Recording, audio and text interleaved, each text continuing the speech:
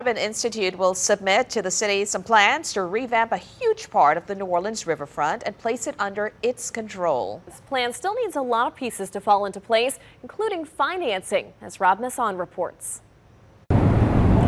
Since before the age of the paddle wheeler, the New Orleans riverfront has been the city's front door, and plans are now drawn up for a rebirth.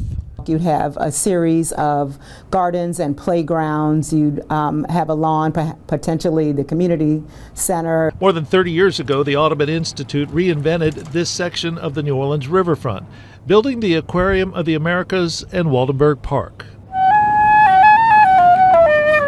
Now Audubon would like to see its vision carried forward from Spanish Plaza to Bywater and will submit preliminary plans to the city on Friday. We're really excited about this project because this 2.25-mile stretch from Spanish Plaza through Crescent Park will be the longest contiguous riverfront park in America. Under a 5-year-old redevelopment contract with the city, the Audubon Institute proposes a plan in which costs have ballooned to $30 million.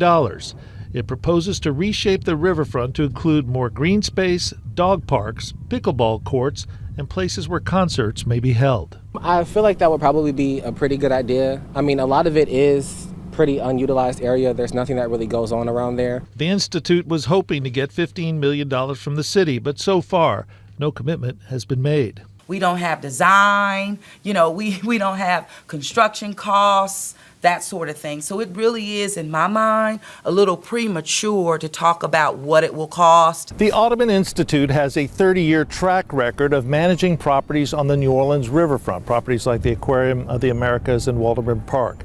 And they say if the redevelopment plan comes through, enhanced security will be part of the package. What will be public green space open to all that we would maintain, manage, and keep safe. Conceptual plans have already been approved by the port and other entities, but final approval rests with the city as it prepares to host the NFL championship in less than 2 years. Super Bowl 2025 is kind of being my internal goal that I've set with my teams across the board.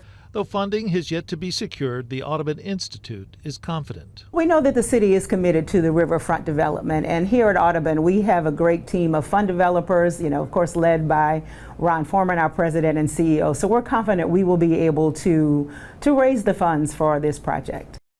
That was Rob Masson reporting. The Audubon Institute says it's received more than 1,000 comments online to help formulate its riverfront plan. The project will now move through the city approval process, and we have a link with details on fox8live.com.